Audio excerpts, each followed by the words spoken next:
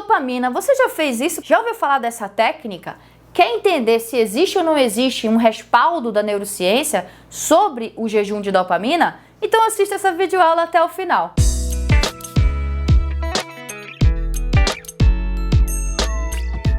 Fala pessoal, eu sou a professora Vanessa Novaes e na aula de hoje eu vou falar sobre uma técnica defendida por um psicólogo chamado de Cameron Sepah, e essa técnica é a técnica de jejum de dopamina. A ideia da técnica é a seguinte: você se afasta de tudo que é estimulante no ambiente, das pessoas que você gosta, dos alimentos que você é viciado, da internet, do celular, do trabalho, e você se isola em casa, em algum ambiente, e evita inclusive estimulação de luz, tá? Então você vai deixar ali um ambiente pouco estimulante por um tempo, né? Na ideia de que quando você se expor ao ambiente novamente, você vai responder a esse ambiente de uma maneira muito mais produtiva e positiva. A ideia é que você seja mais feliz, que você fique mais feliz, se sinta mais motivado quando você faz a técnica de jejum de dopamina, que seria esse isolamento social e ambiental, diminuindo as estimulações ambientais para o teu cérebro. Segundo o Cameron Sepah, que é o psicólogo que trabalha lá no Vale do Silício, lá nos Estados Unidos, a ideia dele é a seguinte: quando você se afasta de todas essas estimulações, você diminui os níveis de dopamina no cérebro, porque a ideia dele nós estamos muito estimulados pela internet, pelo celular, né, pela tecnologia, pelos alimentos, pelo sexo, pela pornografia, pelo uso de drogas. A gente está sempre o tempo inteiro muito estimulado e isso causa um aumento dos níveis de dopamina no nosso cérebro. E uma via dopaminérgica importante no nosso cérebro é a via mesolímbica. A gente estudou isso semana passada, que é uma via em que os neurônios que produzem dopamina saem do mesencéfalo e vão para o estriado ventral liberar a dopamina lá. Quando esse sistema ativa, a gente chama esse sistema de recompensa. Ele ativa e a ideia é que você tenha uma motivação para voltar a fazer o mesmo comportamento. É daí que vem o vício, tá? Então, a ideia dele é que a gente está hiperestimulado o tempo inteiro pelo ambiente, liberando quantidades muito grandes de dopamina nessa região. E aí, essa região, ela passa a funcionar de maneira menos eficiente, digamos assim. É como se o cérebro estivesse anestesiado pelo excesso de dopamina, né, produzido e liberado nessa região por causa dos estímulos ambientais. Aí eu vou fazer um parêntese aqui, tá? As drogas, o mecanismo de vício nas drogas é bem parecido. A anfetamina, a nicotina, a maconha, eles aumentam os níveis de dopamina justamente no estriado ventral, ali na via mesolímbica.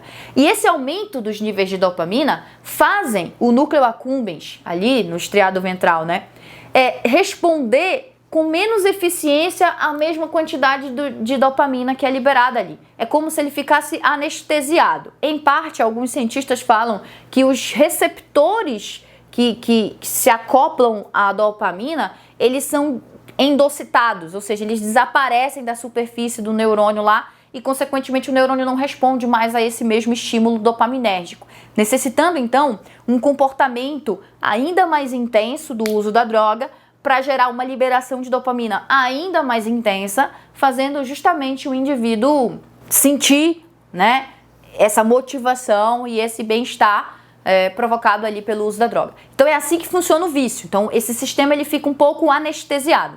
Segundo Cameron Sepah, esse psicólogo, todo esse nosso comportamento de hiperestimulação ambiental, principalmente provocado pela tecnologia, pelo uso do celular, né, pela facilidade que a gente tem agora de consumir muitos alimentos ricos em gordura, né, chocolate, sorvete, etc. Essas estimulações ambientais têm aumentado os níveis de dopamina de forma semelhante ao que acontece com as drogas, gerando um processo de vício, uma desadaptação no cérebro e um comportamento altamente destrutivo.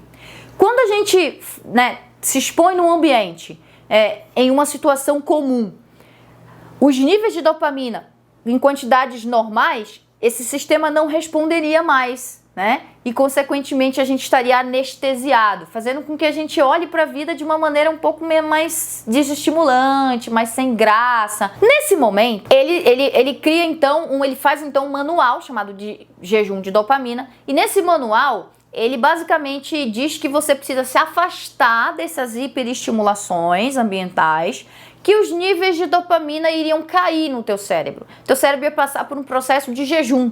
Ele chamou então de jejum de dopamina. Esses níveis mais baixos de dopamina fariam o teu cérebro voltar a responder à quantidade de dopamina, em quantidades normais de dopamina, de maneira satisfatória. É como se a gente voltasse a sensibilizar esse sistema. Então a ideia dele é, você não mexe no celular, você não fala com ninguém, você não atende telefone, não assiste televisão, não liga a luz da sua casa, fica um pouco mais, né, em casa com o mínimo de estímulo possível, sem barulho, não ouve sua música favorita, não come o seu alimento favorito. Se você é viciado em chocolate, você não vai comer chocolate. Se você é viciado em sexo, você não vai transar, nem se masturbar. Ou seja, ele tenta te trazer para um ambiente pouco estimulante. E com isso, segundo ele, os níveis de dopamina iriam cair no cérebro e esse sistema ele iria voltar a ser sensibilizado novamente. Você ia sair do estado de anestesia. No momento em que você for exposto de novo a esse ambiente, você responderia de uma maneira mais satisfatória. Essa é a ideia do Cameron Sepah. Eu fui atrás desse cara, não sei se eu estou pronunciando certo o sobrenome dele, tá? Mas eu coloquei lá na internet, pesquisei no Google, pesquisei em vários sites de pesquisas científicas, né, do PubMed, Cielo e por aí vai, e eu não encontrei nada sobre jejum de dopamina. Ou seja, ele não fez um teste, ele não fez uma pesquisa científica para dizer se realmente isso funciona. Se você se afastar e se isolar do ambiente e ficar num ambiente pouco estimulante, você iria diminuir de fato os níveis de dopamina, e mesmo que diminua, se isso faria esse sistema mesolímbico voltar a ser sensibilizado. Nada disso foi pesquisado. Para você dizer isso, você precisa fazer muitas pesquisas, tem muitas afirmações que ele está falando aí e que é preciso de testes. Você vai testar isso em modelo animal, enfim, vai testar em célula e por aí vai, para verificar se isso realmente funciona. E não há hoje nenhuma literatura científica dizendo que jejum de dopamina funciona da forma como as pessoas estão interpretando. E aí eu comecei a olhar para o Cameron Sepah, meio com raiva dele, eu não gosto de quem dissemina pseudociência, então fiquei meio invocada com ele. Mas depois eu voltei a gostar dele porque eu achei uma pesquisa que não foi feita por ele, tá?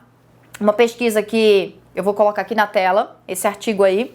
E nesse artigo ele fala o seguinte: e não foi feito pelo Cameron Sepah, foram outros pesquisadores, e esses pesquisadores leram o manual dele e fizeram um artigo científico sobre o jejum de dopamina. E o que eles falam é que, na verdade, o Cameron Sepah foi mal interpretado, em parte por culpa dele mesmo, porque ele usou o termo jejum de dopamina, dando a entender, então, que os níveis de dopamina caem quando você se afasta do ambiente hiperestimulante, e dando a entender que isso alteraria a bioquímica do teu cérebro para tornar esse sistema mais sensível. Mas ele usou esse termo de maneira genérica. A ideia que ele escreveu no manual dele, Jejum de Dopamina, é, na verdade, aquilo que já é validado na psicologia, chamada de terapia cognitivo-comportamental. Que basicamente são coisas que você vai fazer que vão te afastar de estímulos que te causem fissura por aquilo que você é viciado. Porque, na verdade, a dopamina ela está envolvida com vício, tá?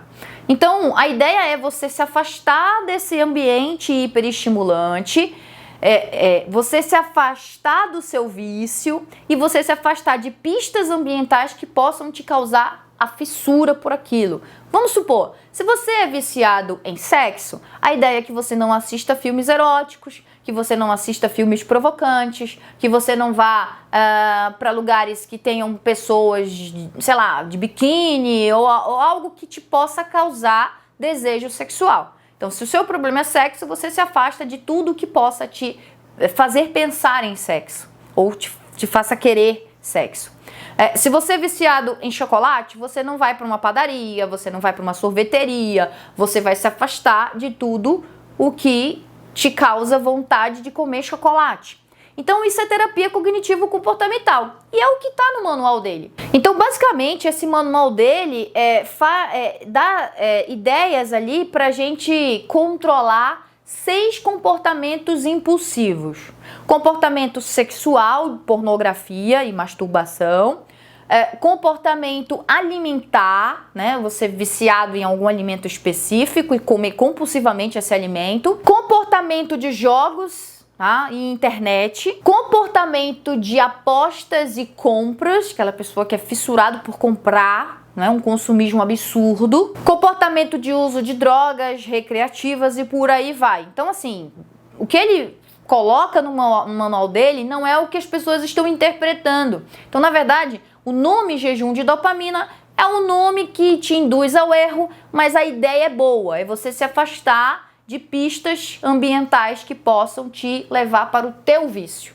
Então, é uma terapia boa, que vai te ajudar sim, mas não vai te ajudar porque está diminuindo os níveis de dopamina e causando uma maior sensibilidade na via mesolímbica. Não há evidências de que ao você se afastar dessa hiperestimulação ambiental, os níveis de dopamina vão cair. Não há evidência disso, até porque a dopamina ela é liberada para outras finalidades. Por exemplo, para você se mover, você precisa de dopamina. A dopamina está envolvida no processo de aprendizagem, no processo de movimentação para iniciar e terminar movimento, tá? Existem neurônios dopaminérgicos lá nos núcleos da base. Então, assim, a dopamina está envolvida no humor e tem coisas que a dopamina está envolvida que não tem relação especificamente com motivação. Por isso que não há garantias de que o simples afastamento dessa hiperestimulação vai realmente diminuir os níveis de dopamina. Provavelmente não. O bem-estar causado por essa terapia do jejum de dopamina provavelmente não é causado pela dopamina, e sim por outros processos comportamentais e modulatórios que provavelmente nada tem a ver com a dopamina. Até porque a dopamina é um neurotransmissor. E o neurotransmissor são moléculas produzidas pelos neurônios que não dependem de forma tão sensível assim ao nosso comportamento ambiental. Tá? Então a dopamina está sendo produzida o tempo inteiro, está sendo secretada o tempo inteiro no nosso cérebro e a gente não tem tanto controle assim quanto a glicemia, por exemplo, a calcemia, que a gente consegue controlar com alimentação, por exemplo.